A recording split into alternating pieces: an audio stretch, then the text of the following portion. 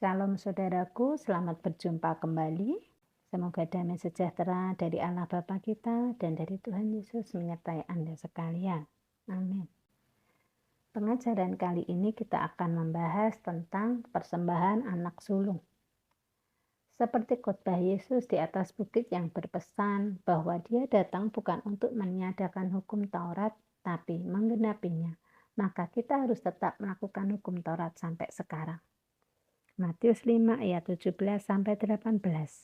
Janganlah kamu menyangka bahwa aku datang untuk meniadakan hukum Taurat atau kitab para nabi.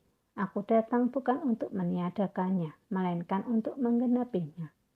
Karena aku berkata kepadamu, sesungguhnya selama belum lenyap langit dan bumi ini, satu iota atau satu titik pun tidak akan ditiadakan dari hukum Taurat sebelum semuanya terjadi. Tuhan Yesus juga dipersembahkan sebagai persembahan anak sulung. Ini tercatat di Lukas 2 ayat 22-23. Dan ketika genap waktu pentahiran menurut hukum Taurat Musa, mereka membawa dia ke Yerusalem untuk menyerahkannya kepada Tuhan, seperti ada tertulis dalam hukum Tuhan. Semua anak laki-laki sulung harus dikuduskan bagi Allah. Persembahan anak sulung sampai sekarang masih tetap harus dilakukan karena termasuk bagian dalam hukum Taurat, dan Yesus menyatakan hukum Taurat lebih teguh daripada langit dan bumi. Lukas 16 ayat 17. Lebih mudah langit dan bumi lenyap daripada satu titik dari hukum Taurat batal. Supaya kita lebih paham tentang persembahan anak sulung, mari kita lihat apa tujuan dari mempersembahkan anak sulung kepada Allah. Yang pertama adalah melaksanakan hukum Allah. Perintah yang ke-368 yaitu menebus anak sulung laki-laki. Yang kedua, supaya anak sulung tersebut memperoleh berkat anak sulung. Saya mau bacakan berkat anak sulung. Ini tertulis di Kejadian 27 ayat 28-29. Allah akan memberikan kepadamu embun yang dari langit dan tanah-tanah gemuk di bumi, dan gandum serta anggur berlimpah-limpah. Bangsa-bangsa akan takluk kepadamu, dan suku-suku bangsa akan sujud kepadamu.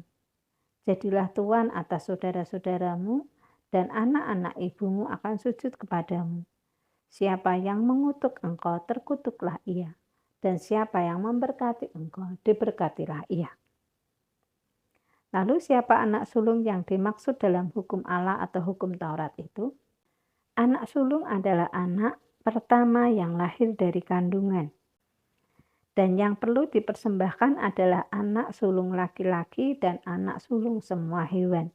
Karena semua yang sulung adalah milik Allah. Anak sulung manusia dan anak sulung hewan yang najis harus ditebus, tapi anak sulung hewan yang tahir tidak perlu ditebus dan diberikan sebagai korban api-apian. Seperti yang tertulis dalam Torah bagian ke-25, perintah ke-368-371 tentang hewan dan anak sulung.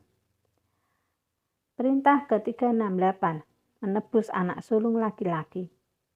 Perintah ke-369 menebus anak sulung keledai. Perintah ke-370 mematahkan leher anak sulung keledai jika hewan itu tidak ditebus. Perintah ke-371 tidak menebus anak sulung dari hewan yang tahir. Keluaran 13 ayat 13. Tetapi setiap anak keledai yang lahir terdahulu kau tebuslah dengan seekor domba. Atau jika engkau tidak menebusnya, engkau harus mematahkan batang lehernya. Tetapi mengenai manusia, setiap anak sulung di antara anak-anakmu laki-laki haruslah kau tebus. Bilangan 18 ayat 17. Tetapi anak sulung lembu, domba atau kambing janganlah kau tebus. Semuanya itu kudus. Darahnya haruslah kau siramkan pada mezbah, dan lemaknya kau bakar sebagai korban api-apian menjadi bau yang menyenangkan bagi Tuhan. Lalu bagaimana jika memiliki anak sulung laki-laki tapi tidak menebusnya atau mempersembahkannya sebagai persembahan anak sulung. Itu berarti melanggar hukum Allah. Melanggar hukum Allah sama dengan melakukan dosa. Jadi kita tahu kalau mempersembahkan anak sulung laki-laki, anak itu akan mendapat berkat anak sulung. Tapi kalau memiliki anak laki-laki sulung dan tidak kita persembahkan anak sulung, kita telah melanggar hukum Allah dan itu sama dengan dosa. Lalu bagaimana caranya menebus anak sulung? Bilangan 18 ayat 15 sampai 17. Semua yang terdahulu lahir dari kandungan segala yang hidup, yang dipersembahkan mereka kepada Tuhan, baik dari manusia maupun dari binatang, adalah bagianmu. Hanya haruslah kamu menebus anak sulung manusia, juga anak sulung binatang yang najis haruslah kamu tebus. Mengenai uang tebusannya dari sejak berumur 1 bulan, haruslah kau tebus menurut nilainya, yakni 5 sikal perak, ditimbang menurut sikal kudus. Sikal ini 20 gera beratnya. Tetapi anak sulung lembu, domba atau kambing janganlah kau tebus, semuanya itu kudus. Darahnya haruslah kau siramkan pada mezbah dan lemaknya kau bakar sebagai korban api-apian menjadi bau yang menyenangkan bagi Tuhan. Jadi karena saat ini bait suci telah runtuh, kita bisa menebus anak sulung dengan uang tebusan kepada penatua atau gembala dengan uang senilai 5 sikal perak. 1 sikal sama dengan 11,4 gram. 1 gram perak sama dengan Rp10.748 per tanggal 12 Februari tahun 2023. Jadi nilai penebusan adalah 5 kali 11,4 kali 10.748. Jadinya Rp612.636. Proses penebusan ini hanya dilakukan sekali saja seumur hidup dan nilainya dapat berubah-ubah menurut kurs mata uang Indonesia. Apa makna dari upacara penyerahan anak sulung? Sebagai peringatan karya besar Allah saat mengeluarkan bangsa Israel dari perbudakan bangsa Mesir. Keluaran 13 ayat 14-16, terjemahan firman Allah yang hidup. Di kemudian hari apabila anak-anakmu bertanya, apa maksudnya semua ini? Maka katakanlah kepada mereka demikian. Dengan mukjizat yang besar Tuhan telah membawa kita keluar dari Mesir dari perbudakan. Fir'aun tidak mau melepaskan kita. Karena itu Tuhan mengambil nyawa semua yang sulung serta jantan di seluruh negeri Mesir, manusia maupun binatang.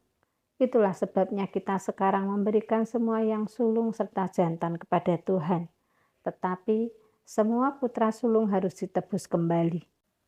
Aku juga hendak mengatakan bahwa perayaan ini menandakan kamu sebagai umat Allah, seakan-akan lambang miliknya dimeteraikan pada tangan dan dahimu, suatu peringatan bahwa Tuhan telah membawa kita keluar dari Mesir dengan kekuatan yang besar. Keluaran 12 ayat 29-30, terjemahan firman Allah yang hidup. Pada tengah malam itu Tuhan membunuh setiap anak sulung di seluruh negeri Mesir, dari anak sulung Fir'aun sampai kepada anak sulung orang tahanan yang dipenjarakan di bawah tanah, juga semua anak sulung binatang peliharaan mereka. Fir'aun dan para pegawainya serta semua orang Mesir bangun pada tengah malam itu.